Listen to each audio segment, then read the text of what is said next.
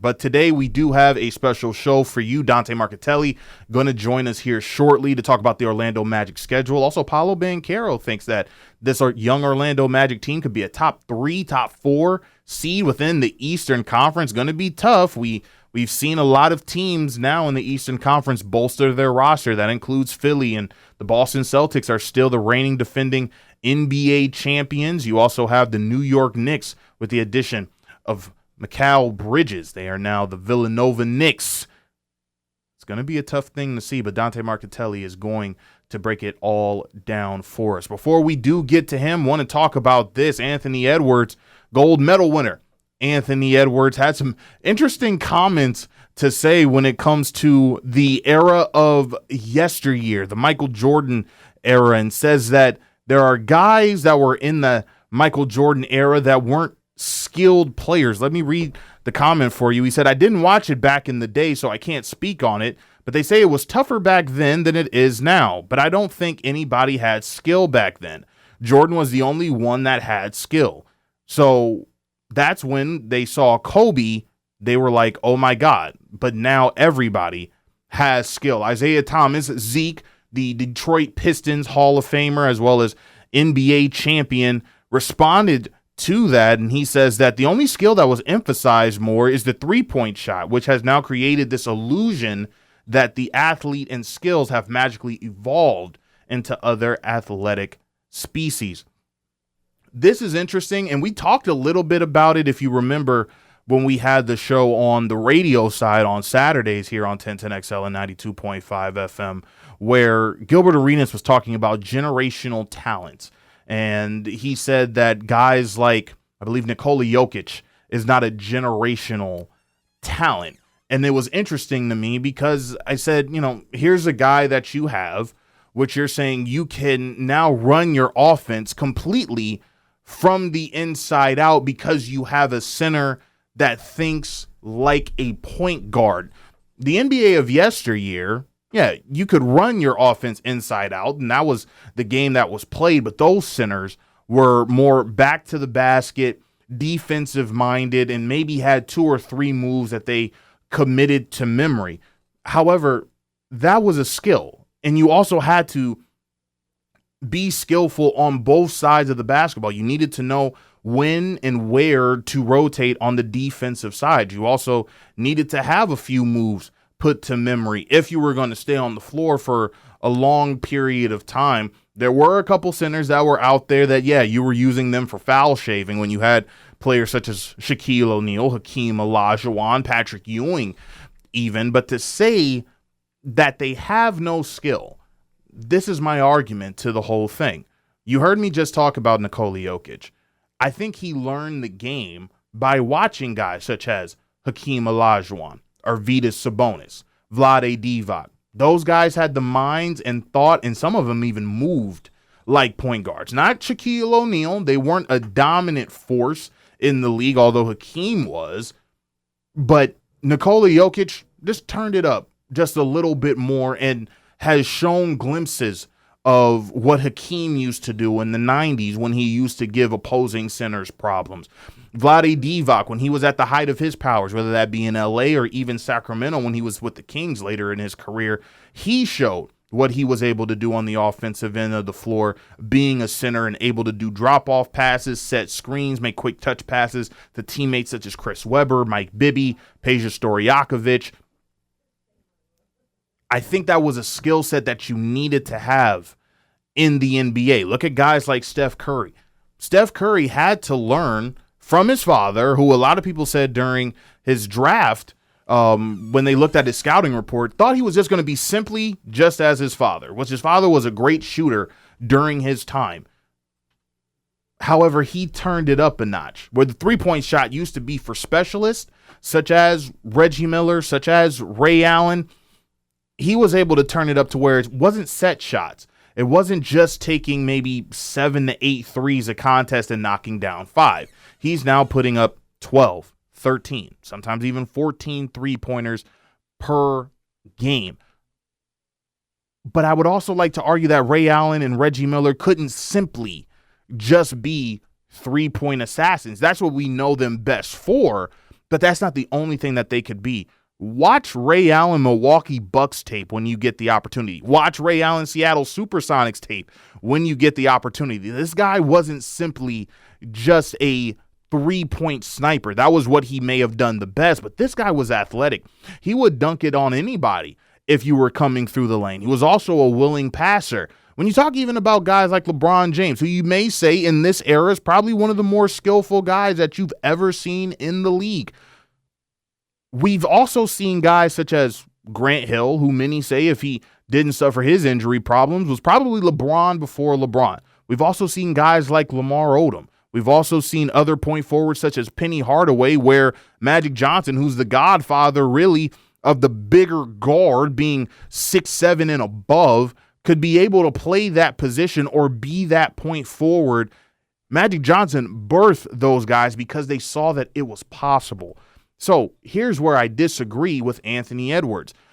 Those guys couldn't have any skill, or Michael Jordan wasn't solely the only guy that had that skill because of the fact guys such as Magic Johnson, you have individuals such as Ray Allen and Reggie Miller. You also have individuals, as I named, with Nikola Jokic and Arvydas Sabonis, as well as Vlade Divac.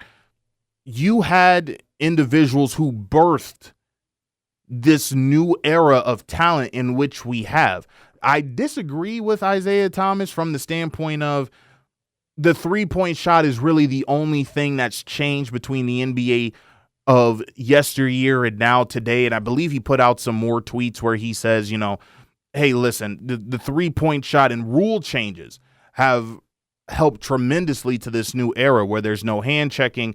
Everybody can just fly through the lane. I also believe he put out a football reference where he says, listen, DBs can't defend wide receivers like they used to, and you can't hit the quarterback like you used to. So the game is now being dominated more on the offensive end because that's what sells. Steph Curry has been able to sell the three-point shot just like Michael Jordan was able to sell the dunk, to where the NBA is now branding that, and you see guys and individuals such as Anthony Edwards wanting to have that a part of his game. He wants to have almost a la Michael Jordan, a la Kobe Bryant type of game where he is able to go inside, he's able to go outside and be that two-way player.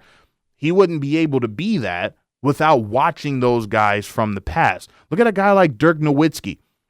I'm not saying he was the first of his time. We've had individuals such as Bill Laimbeer, who was a stretch 4, stretch 5. Manute Bol would stretch out and score the three-point shot here and there. However, when you had guys such as Kevin Garnett shot long twos. He really wasn't a three-point shooter. He could expand his range just a little bit, but wasn't a guy being asked to hit the three-point shot. Here you have a 7-footer in Dirk Nowitzki, who's now hitting three-point baskets at an alarming rate. That then bursts guys like Kevin Durant, who says, I can be 6'10", 6'11", 7 foot even, and be able to knock down shots from 25, 30, 35 feet even. It's a whole different game. It's really turned more European. I believe guys like Steve Smith really didn't like that, really didn't like the zone defense. Steve Smith, the longtime member of the Atlanta Hawks, multiple-time All-Star within the NBA, didn't really like the fact that it's gone to a more European style of game, really wanted to play a one-on-one style. However, it's a beautiful game that we're now seeing. And hey, it's all cyclical. One day it's going to go back to the old school style of play. And even Adam Silver is thinking about, hey, how do we make this a game to where this doesn't just benefit the offensive player? We do want to see people bodying up at the hip. We also do want to see more physical brands of defense. How do we make this a more balanced game? The NBA of the 90s, the NBA of the 80s, an NBA in which people still love and still miss to this very day and do not like the NBA of today, are going to argue a lot with a guy like Anthony Edwards, who is saying that there was no skill.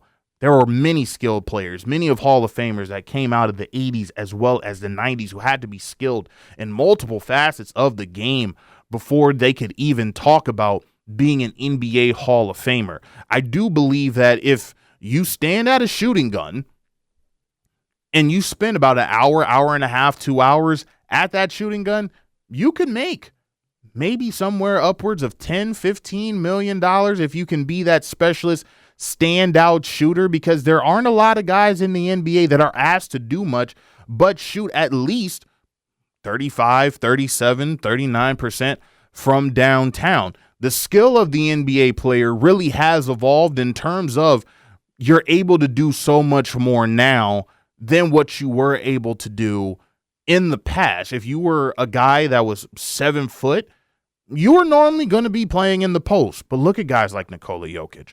You're able to play in the post. You can also extend your range to the three-point shot. Same with Joel Embiid. If you were a point guard that was 6'1", you're normally initiating the offense. We saw guys like Allen Iverson, Penny Hardaway, Steve Nash, guys that could say, listen, I can be a point guard, I can initiate the offense, but I can also be a score-first point guard, something that we hadn't seen back in the 80s where guards were thinking score first. What Michael Jordan did, to Anthony Edwards' point, what I think he did is a couple of things. One, he made the game global. He made the game to where everyone from any part of the world in which you touched could be a basketball player. And the NBA benefited greatly from that. They also benefited greatly from the 1992 Olympics in Barcelona with that dream team in which they had. The other thing with Michael Jordan, in which a lot of guys will reference him as one of the greatest players ever, in a world that was dominated by centers. We saw a guy below the height of 6'10", 6'9", dominate the game in a world that was just garnered with large individuals, and that's where most of the money was being made with teams. You needed to have that dominant force. You needed to have that dominant center. Michael Jordan said, I don't need that. I have me. And it became something that's been marveled for years to come and still argued to this day that Michael Jordan is the GOAT of basketball. But the game is beautiful the way that it is today. It takes me a long time to really understand that, but you have to understand the new era of the NBA. And I believe that the NBA has been more profitable because of this new game, and it's also drawn a lot of more eyes to the game, whether you're a diehard NBA fan or whether you're just that casual NBA fan that watches, let's just say 41 games per year.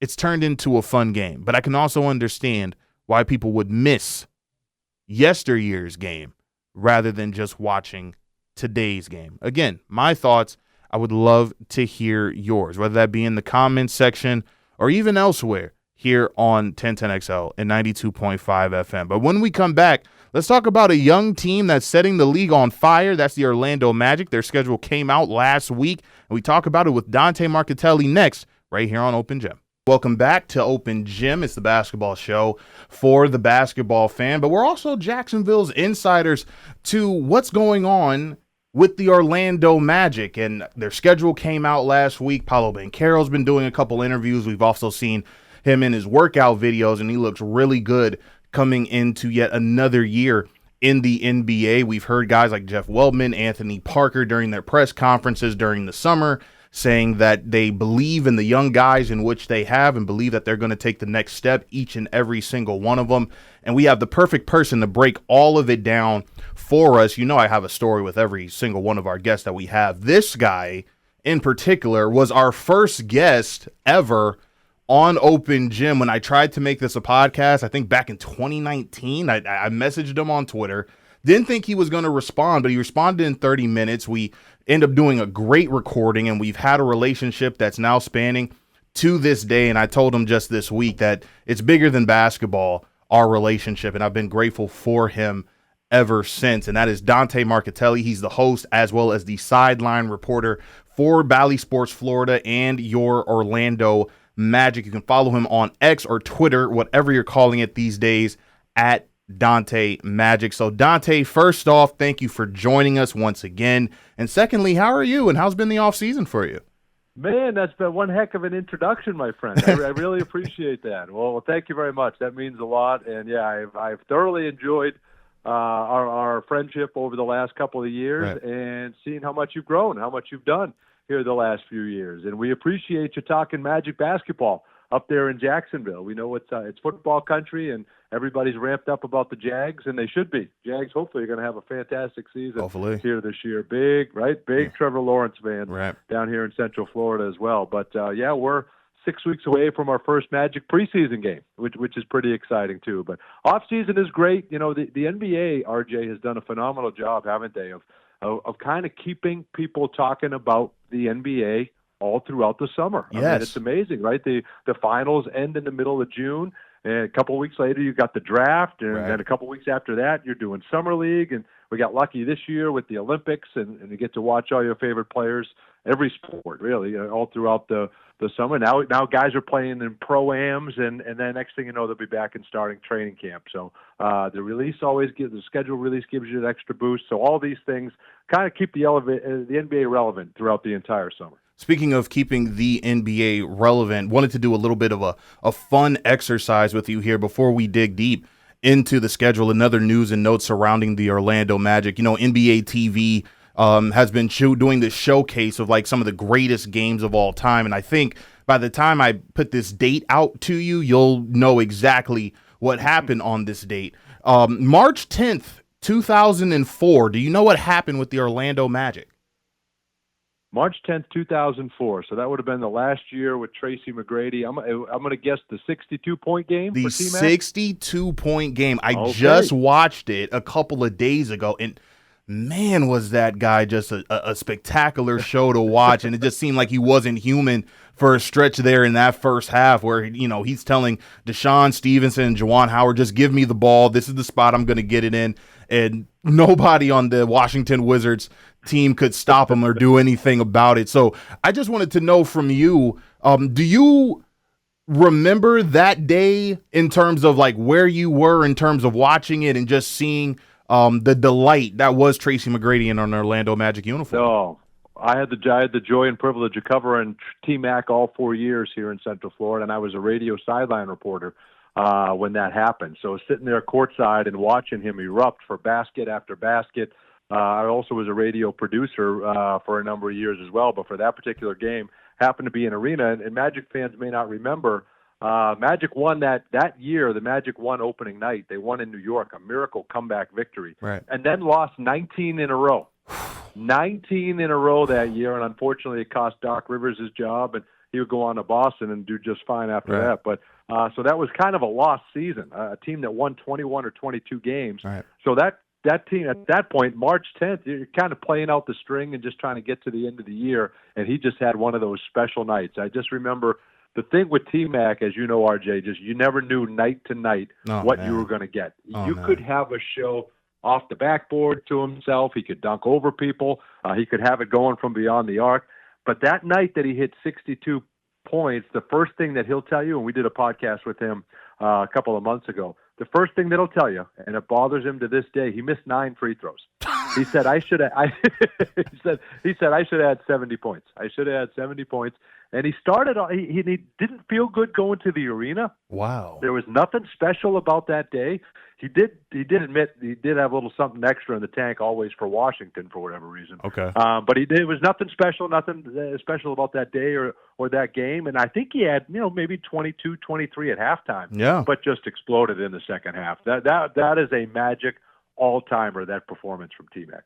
Dante Marchitelli, our guest at Dante Magic on X and our Twitter, whatever you're calling it these days, just reminiscing a little bit about the Orlando Magic and their glory days. Do have one more question about the Orlando Magic of the past. We'll do that a little bit later on in this interview, but want to get into the Orlando Magic schedule. And I mean, it seems like the schedule makers really didn't do Orlando many favors, at least within their first 10 games. I mean, you start out on the road against a tough Miami team who I feel is going to want to grab the attention of a lot of NBA heads after missing out on the playoffs last year. And then you're going to go back home and you're going to face a Memphis team where Ja Morant's been in the back of our minds for a little while now. However, you're going to be facing 7 out of your first 10 teams on the road. Exactly. And this isn't going to be something that's going to be easy for a team that just made the playoffs a year ago. What were your thoughts when you first saw the schedule and just those first 10 games that 7 are going to be on the road?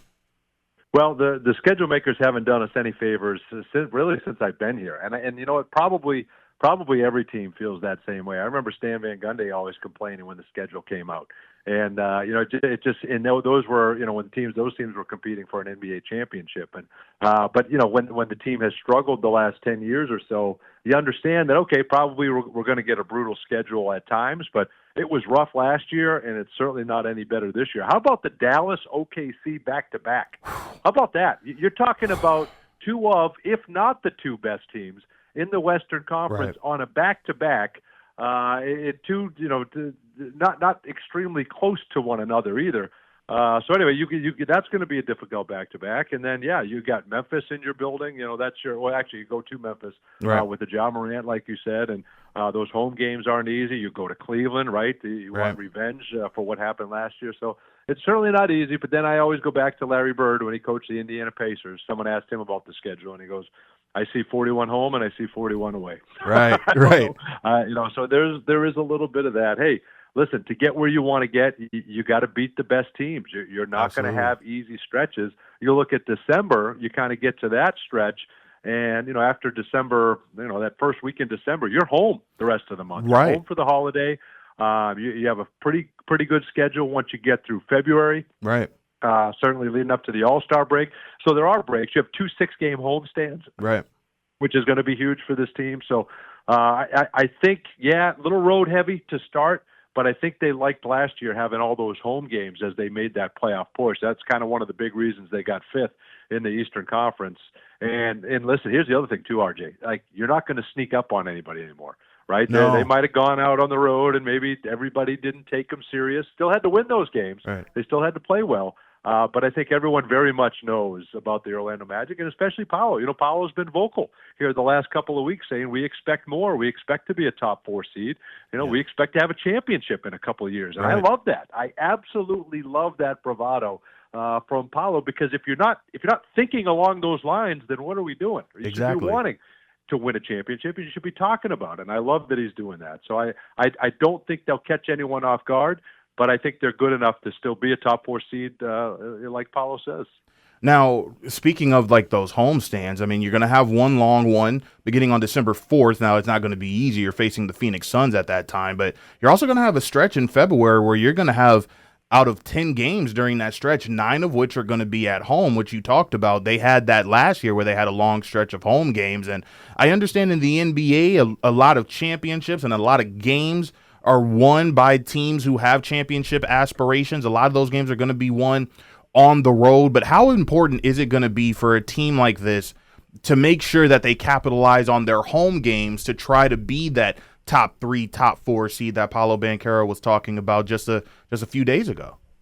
Well, I think you hit it on the head, and I think that's why they were as good as 5th. And really, if you look at it, they're only 2 games out of 2nd last year in the Eastern Conference. And the big reason for that was their home schedule. They were one of the best home teams in the NBA last year, and they knew every team that came to Kia Center knew that it was going to be a fight, knew that it wasn't going to. They won every one of their home games during the playoffs in the first round against Cleveland. Had they won one more game during the regular season, they would have won the tiebreaker. They would have hosted that series against Cleveland, and most likely would have won, because if that held true and they won all their home games. So I think they even more so understand how important home games are and how important every single game is. You can't take any nights off. And here's the thing that has eluded this team, for the 8 to 10 years prior. They beat every team they were supposed to beat at home. Yes. Every team that came in here, for the most part, under 500, the Magic handled their business at home. And then you have to beat some of the iron, and then you got to play somewhat close to 500 on the road, and then it's kind of the recipe for a 50-win season if you're able to handle that. So I think they understand that. I think they know what it takes now. But the problem is, and Stan Van Gundy used to say this all the time, when you have a good season and make it to the playoffs, you got to work twice as hard just to win as many games as you did the previous year. So now we're here. We're 5th in the East. We're tied for 4th. Now we got to work. You don't just show up as the 5th seed and improve from there. You got to work twice as hard to get back to 5th. and then to advance from there. So I think that's what they all know, and that's what Jamal Mosley is so good about. You can't rest on your laurels. There's a way we play, and now we have a target on our back. All those 10 teams that were behind you in the East, they're all gunning for you. Absolutely. Except for Washington in the Cooper Flag sweepstakes. Right. But he does a remarkable job having everybody ready. And let alone, RJ, as you well know, kind of the additions that you've made, and now you're going to have a healthy Jonathan Isaac who played 58 games last year. Can he get you 70? Right. 72? Jalen Suggs now has emerged as one of the best defensive players in the league, and maybe your best three-point shooter. You added Kentavious Caldwell-Pope, a veteran who can.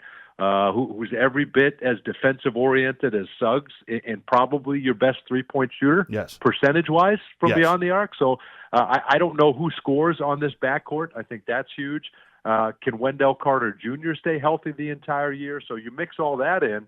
And, oh, by the way, you got to try to find minutes for Anthony Black and Jet Howard, your two lottery picks from last year. So you should have a ton of depth on this roster. Dante Marchitelli, our guest, he is the sideline reporter as well as host at Bally Sports Florida for your Orlando Magic. Let's just talk a little bit more about the offseason moves. Wanted to get your thoughts on it. I mean, Orlando Magic Twitter, I love. I mean, with everything in my heart, I think a lot of people were getting sold on the fact that maybe Paul George would be coming to Orlando. Maybe you win in the Klay Thompson sweepstakes, but you go in the direction of Kentavious Caldwell-Pope, which I personally liked, and I think Jeff Weltman and also Anthony Parker do like the fact that they have guys who they've continued to develop in Anthony Black. You also have Jet Howard. You also drafted Tristan Da Silva, and I think those three guys are going to be guys that Jamal Mosley is going to be looking at to play probably significant minutes this season alongside your two studs and Paolo Banchero and Franz Wagner. Just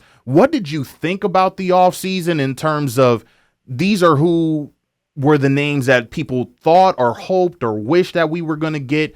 And, it didn't go in that direction, but still a solid group that we're going to have going in the next season. Yeah, you're exactly right. And I think, casual NBA fans or even sharp NBA fans, you knew the names that were out there this summer, right? Some of those ones that you mentioned, in Paul George and Klay Thompson, and there were some big names that were out there. But I think if you know this group and you know this front office and you know the way that they operate, you know that you're not going to skip steps, and you could do that. You could have gone out there, and those guys were available. But I think what that does to you from a salary cap standpoint, if you go jump at a Paul George, it could be obviously would be a terrific addition. It's a Hall of Fame player in what you're getting. But there's been questions about his health. Yes. And, let's face it, the Los Angeles Clippers gave up their entire franchise to get him, including Shai Gilgeous-Alexander, and then he just leaves. He just leaves, and they never got to an NBA championship. Right. So I think you would have some concerns, there with that as well. And I think that the thought is they've got a team that they like. They like these guys. You're just going to add incrementally to it, and you still don't fully know what you have. So you kind of build off what you did last year, 47 wins, a top 10 season as far as success for the Magic, and then kind of go from there. So you look at Kentavious Caldwell-Pope might not be a household name for a lot of fans, but if you look at what he's done, he's averaged 39% from three the last 5 years. That is the biggest need for this Magic team. This guy makes open threes almost better than anybody in the NBA. He gets open and he hits shots, and that is what this team has.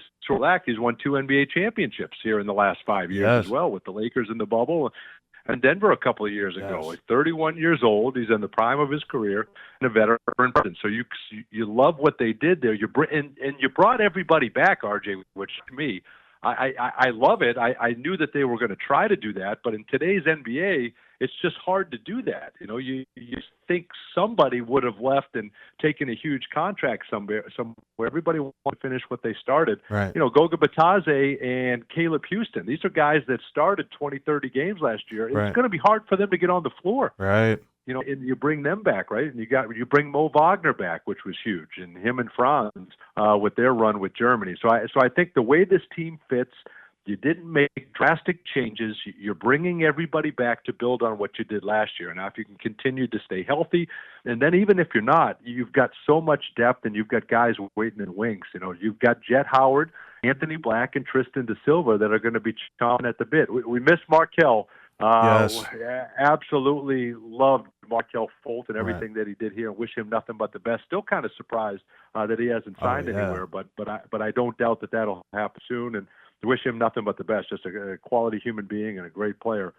But I think you can see the direction and the scope that this team has taken, and you kept your salary cap flexibility, so you can make any move you want to moving forward.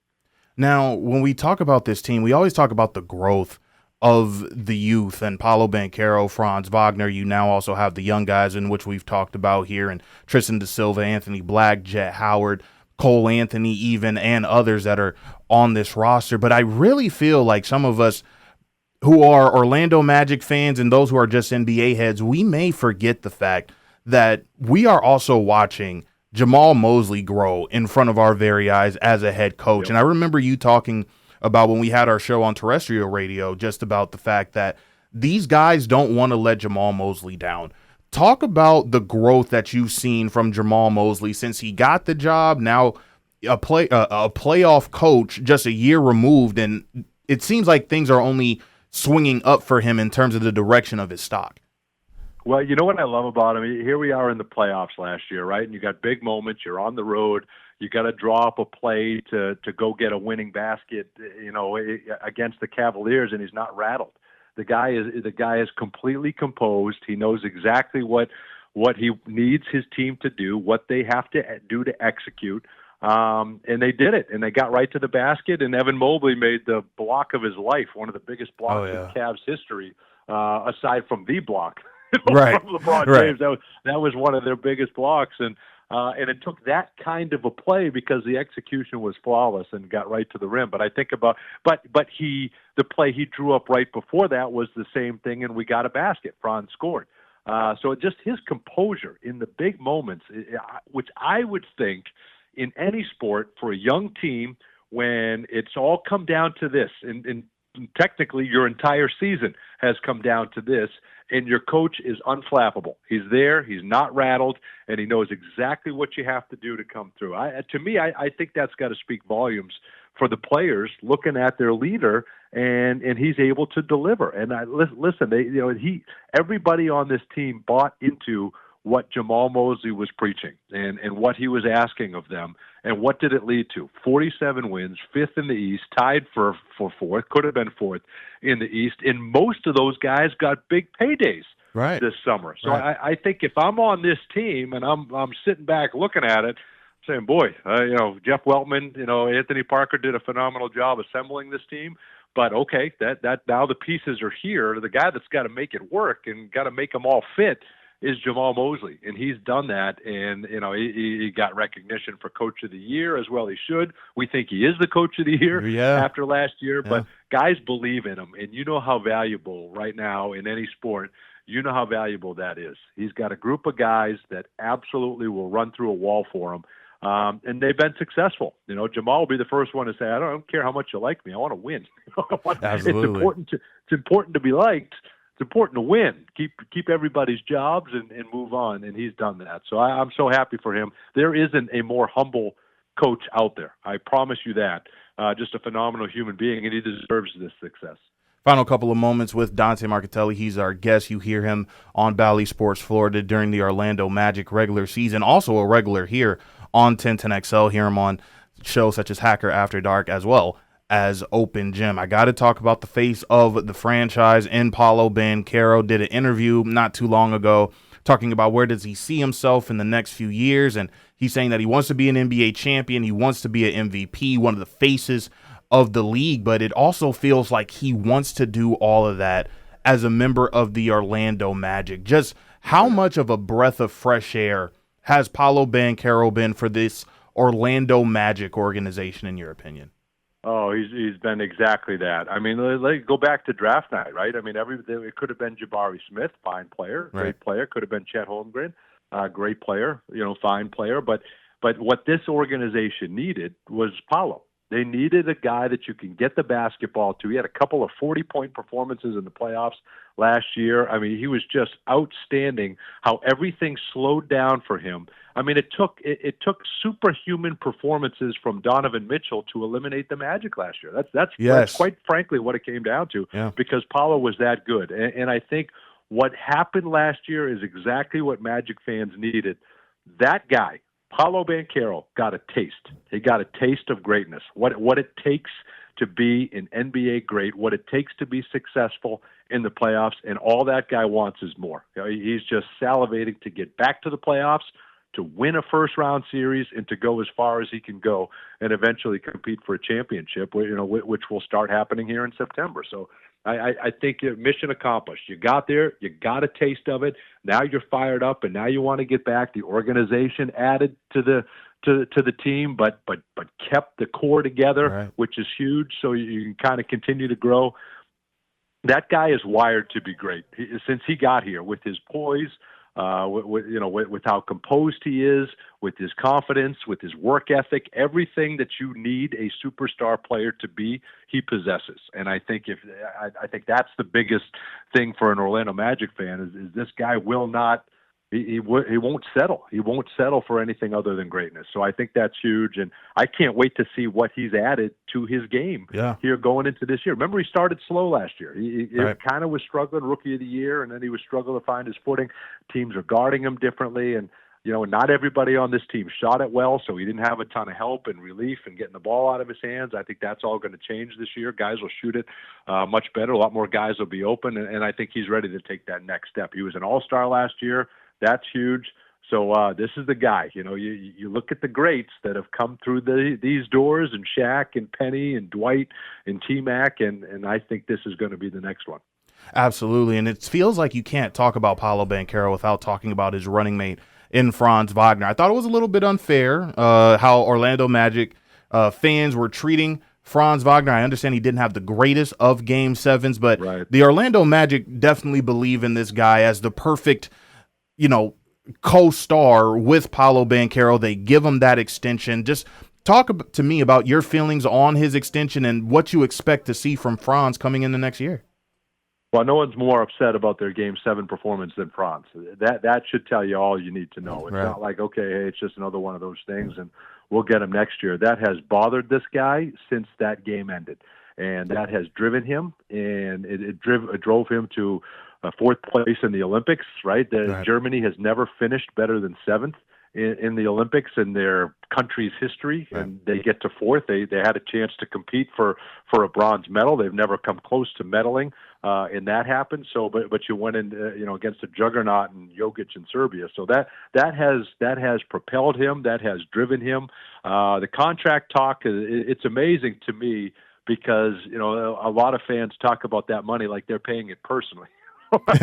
Well, it's that's the organization is doing that, and that's where this is going. That's where if you are a top one or two guy on your team, you're going to command that sort of a salary. And the Magic are in a position where they can do that. And you look at what he's done. He's a borderline all-star. He could have been. You can make a case he could have been an all-star. We feel he was the Rookie of the Year. If you were to redraft that entire class, I still think he's the best player in that draft. Some people will argue Scotty Barnes, who won Rookie of the Year, but look at the difference in Scotty Barnes when he didn't have Siakam and Van Vliet and all those other all-stars with him. It was a lot harder for him last year, and that's kind of what Franz is seeing. And he struggled to shoot the ball last year. That'll improve.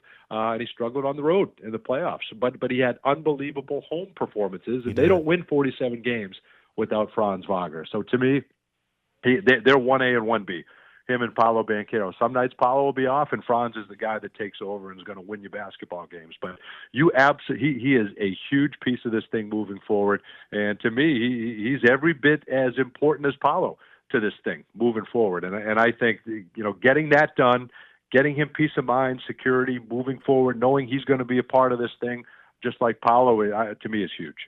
Final couple of moments with Dante Marchitelli. He is a part of Bally Sports Florida for your Orlando Magic. You also hear him on Magic Drive Time on 96.9 The Game.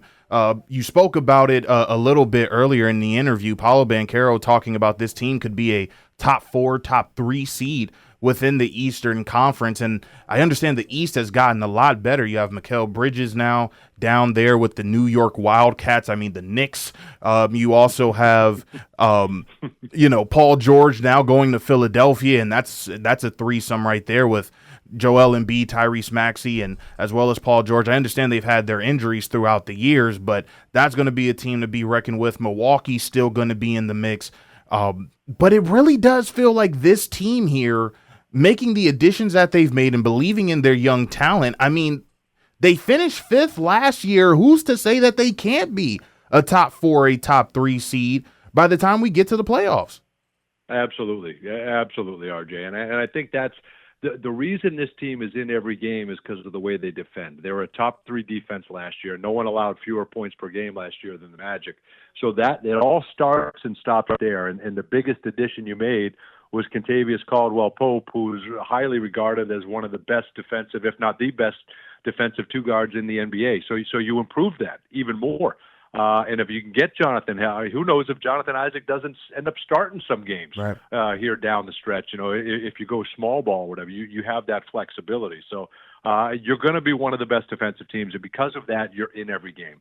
It's just a lot of nights. Have you had enough offensive firepower? And maybe you've added that with KCP, and then guys make their internal growth. You mentioned Cole Anthony a few minutes ago, and you're exactly right. That guy needs to have a big year, and he is poised to do so. He struggled last year. He'll be the first one to tell you, but he'll be much better here this year and start to figure things out with his role here moving forward. So I think you've put yourself in position where, okay, you won those games.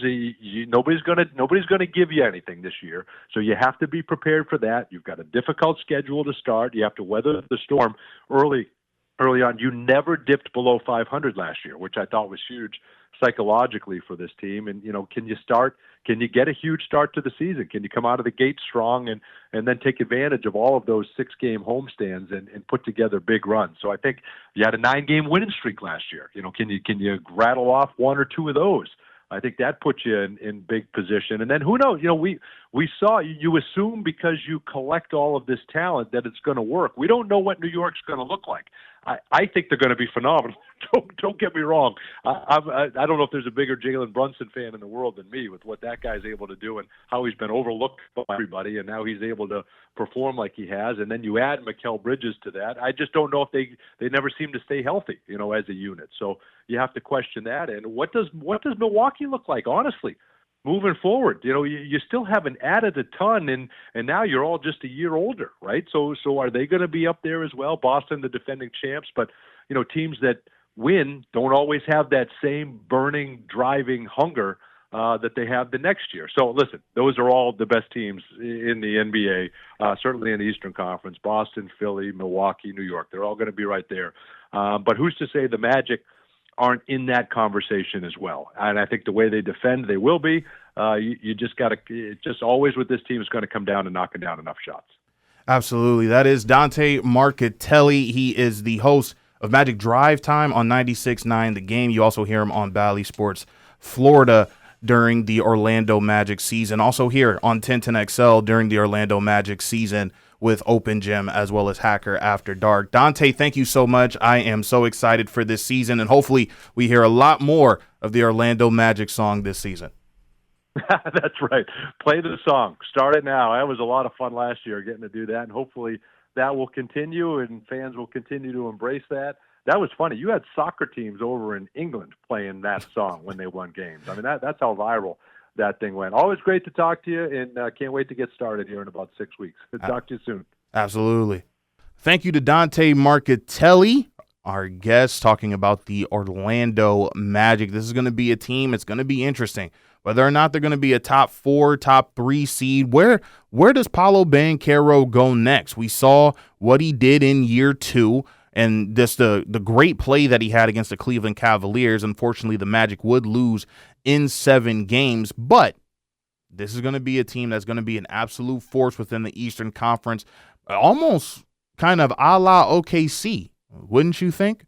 To where they're only going to be rising steady, steady, and ultimately maybe be the number 1 seed in the Eastern Conference. And hopefully it reigns true with Paolo Banchero being an NBA champion. Hopefully that happens in an Orlando Magic uniform. Before we get out of here, there's going to be a lot of comebacks in the NBA this season. A couple of guys that were on the injury list, they missed a lot of games during last season, and now they're going to be making their comebacks in just a few short weeks here before the ball tips off during the NBA season. Clutch Points added 4 guys to that list, or noted 4 guys that they have as their most anticipated comeback stories this season.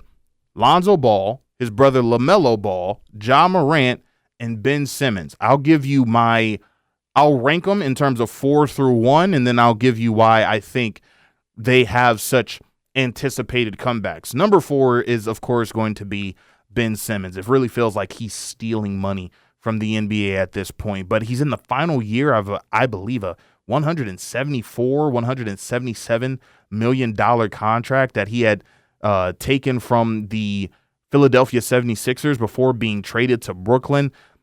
I don't know if it's an anticipated comeback, but it is going to be interesting because this is going to be a guy that's going to be looking for a contract come the following year. And if this guy doesn't play, is it going to start questioning whether or not he should be in the NBA past this season? Will any team give him an opportunity? He continues saying it's his back. He continues saying that he's having issues with his back. I also believe that he's said that his knees are a problem or that his ankles are a problem. If he doesn't figure this out with the Brooklyn Nets and doesn't play upwards of 60 games this year, not only do I think Brooklyn's not going to give him a contract, but I also don't believe that this is going to be a guy that's going to be in the NBA past this season. This is going to be a big year for one Ben Simmons. Isn't that interesting to say that this is a big year for Ben Simmons? At one point, we were saying that this guy was the next LeBron James, and all he needed was a jump shot. This is also a guy that we were saying if you keep he and Joel Embiid together, this is going to be a team that's going to win, I don't know, to speak on LeBron James, not 1, not 2, not 3, not 4, not 5. All they needed was a third guy, and you thought that you had that in Jimmy Butler, and that ended up falling through because you chose Tobias Harris over me, in the words of Jimmy Butler. Tyrese Maxey wasn't who Tyrese Maxey was yet at that time. Kawhi Leonard has the shot of all shots to eliminate you from the playoffs when he was in Toronto. So Ben Simmons this year is going to have to put up numbers or just have to play enough games in order for a team, let's just say like Brooklyn, not to build around him at this point. I think those days are over, where teams are going to say we want to build around a guy like Ben Simmons. But just to stay in the league at this point, if he wants to, does he love the game anymore? Or does he collect his $170 million that he got over 4 or 5 years ago and say, it was a good run, I was able to play in the NBA for a cup of coffee, now it's time for me to go back to Australia or live in LA or live in Florida and just enjoy the rest of my years? I've made enough money. I think it would be looked at as one of the more disappointing stories in NBA history, just due to the fact of how we thought of him when he came into the league. But Ben Simmons, a guy that maybe isn't going to be on a lot of individuals' radar, but definitely someone that you're going to want to keep in close eye watch when it comes to next season in terms of contracts and where may be his next landing spot. At number 3 for me, it's definitely going to be Lonzo Ball. Lonzo Ball, really a guy who it seems like he's had a chapter 1 and a chapter 2, right? This guy was supposed to be looked at as the next Jason Kidd, or in his father's humble opinion, was supposed to be looked at as the next Penny Hardaway, right? And, this was supposed to be a guy that was supposed to be 6'6", 6'7", was really supposed to be the next great point guard in NBA history. Had his fair share of injuries with the LA Lakers. A lot went into that. Wasn't going to be a part of the Lakers' future once LeBron James got there. They ended up trading him to the New Orleans Pelicans to acquire Anthony Davis. But when he got to New Orleans, it really felt like he was starting to turn himself around, starting to find his footing. He started becoming a knockdown shooter from outside, had that weird jump shot that came across his face, looked like he got with a shooting coach, and it wasn't coming across his face as much anymore and was becoming a really great defender on top of the passing ability that he already had, then it really seemed that everything started to rev up once he got to Chicago. But the injury bug hit him yet again. And now he's been trying to figure out whether or not he's going to come back. You got guys like Stephen A. Smith saying he may be sitting out another year. He may not come back until January. Lonzo Ball says, I'll be back for the beginning of the season. It doesn't really have any sort of understanding of who's right, who's wrong. Lonzo says this, Stephen A. and others say that. But we've seen some workout videos of Lonzo, and he's playing 5-on-5. How much physicality is in those 5-on-5s? It remains to be seen. Only people that are there would be able to tell us. But it seems that this is going to be a guy that's on the fringe himself as well. I think he's in the last year of his contract with the Chicago Bulls, a team that I feel wants to blow it up and they want to start all over. But you can't do that with a guy looking to potentially be traded if you're the Chicago Bulls if you don't have any tape on him.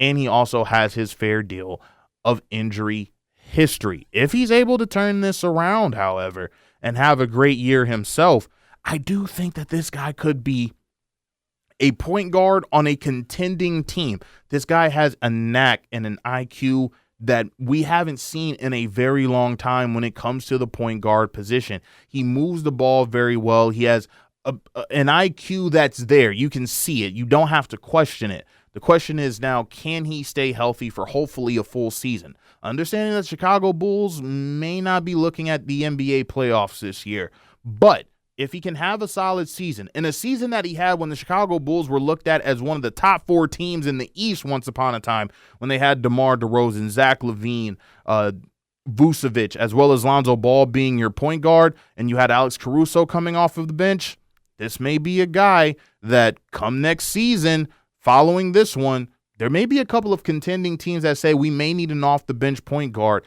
and Lonzo Ball may fit that bill. Now, at number 2, it's going to be LaMelo Ball. This guy was averaging 31 points, about 7 rebounds, and 9 assists per game in a 9-game stretch before his injury. I think this guy has only turned 23 years old. The only question that I have for LaMelo right now, in my estimation, is he going to stay in Charlotte long term? It seems like they have a couple of pieces there, but is this going to be a guy that's going to be looked at as the face of the Hornets franchise for, let's just say, maybe 5 to 7 more years of his career? That remains to be seen. It does feel like he has an LA state of mind, being that he is an LA native, say Chino Hills. I don't know, if you want to call him an LA native, but that's what we say. If you don't know where Chino Hills is, or Monrovia, California, we say LA. We're from LA. That's what I'm saying. He may have LA aspirations. He may have LA goals. This is a guy that I think, if Lonzo Ball was supposed to be the next Jason Kidd or Penny Hardaway, I think the person who ended up fleshing that out is almost a guy like LaMelo Ball. He's one of the more exciting players that you see in the NBA. Charlotte's definitely going to have to put more pieces around him, though, if they look to make the playoffs. But without question, I want to see what this guy can do. He's definitely a league pass player. You want to see what he does game in and game out, whether it's at home or on the road. And you just want to see this guy stay healthy. It would be sad to see if this guy had more injury problems, like his brother has injury problems himself. But when he's on the floor, there is no doubt that he is one of the better young talents that we have in the NBA. And when you want to talk about the NBA being in good hands past the LeBron, KD, and Curry era, LaMelo Ball has to be one of those guys that you say. And I understand nobody's watching Charlotte Hornets basketball outside of those in Charlotte. But trust me here, if you're a casual NBA fan, you're going to want to watch LaMelo Ball. He's away from his father. He's away from his brother. No more Ball in the Family documentaries that we've seen on Facebook and YouTube and stuff like that. He just plays basketball now. He also does other things that we won't talk about, but he's a ball player. He's a guy who loves hoop, and I love watching him play. The number 1 guy, you guessed it, is Ja Morant. Isn't it funny that we thought Ja Morant was going to be the next face of the NBA once LeBron, Curry, and KD left? He has that issue. I believe that was in Colorado. Then he also has another issue on Instagram where he's brandishing a gun. The NBA suspends him. and he comes back from that injury. Do you remember that game he had against New Orleans where he hits the game winner? I believe that was the late night game on TNT, and he's saying, I'm back, I'm him, it's me. Falls with an injury, out for the rest of the year. And it just seemed in the back, he just went further and further back in our minds. Now Anthony Edwards is all the talk. Luka Doncic is probably going to be the next face of the NBA. We're now naming other guys who are going to be the face of the entire NBA, and we're not mentioning Ja Morant's name anymore. So much so that ESPN has the Memphis Grizzlies finishing 9th in the Western Conference. That means they're going to be playing for the playoffs via the play-in come next season. I do believe that's a little bit disrespectful, and I think Ja Morant's going to show us why he was being looked at as one of the faces of the NBA, one of the more electrifying players that we've seen in quite some time. Honestly, he's almost akin to Allen Iverson in terms of the culture of the NBA. He was bringing that out. He was fleshing that out. And you got to remember, Memphis had brought in Marcus Smart to kind of be that other lead guard alongside Ja Morant. You've now brought in Zach Edey, who we've seen now pictures and video of Ja Morant and Zach Edey now trying to gather chemistry together. I think it's going to be a very heavy ask for a guy like Zach Edey to now be your lead center and probably be one of the more dominant centers that we've seen in the NBA, because he's a back to the basket type of center. And you heard us talk about in our first segment, it almost seems as if it's a requirement for you to have to knock down the long ball at an alarming rate as a big man in order to stay on the floor. And he's also a guy that I don't know whether or not he can defend smaller bigs. It's going to remain to be seen, but with guys that you have such as Jaren Jackson Jr., Zach Edey, Marcus Smart, Gigi Jackson is going to be a guy that I'm going to assume is going to see significant minutes for Memphis. You put that alongside Ja Morant, how is this not a top 5, top 6 team within the Western Conference? I'm buying Memphis Grizzlies stock instead of selling it, and Ja Morant is definitely going to be the reason why. Now, it's going to be difficult for him because I don't know whether or not the NBA is going to continue to punish this guy for an extra year. They already did it firsthand where he was not able to be eligible, even if he had played the rest of the season, wasn't going to be eligible for any off-season awards because he didn't play the minimum of I believe 65 games. That's what you're supposed to play now. He didn't play that. So is the NBA now going to be a league in which they say if it comes between Ja Morant and let's just say a Luka Doncic for the sake of argument, they both have to be voted in by the coaches for the All-Star game. Do they take Luka over Ja even if Ja's having the better year?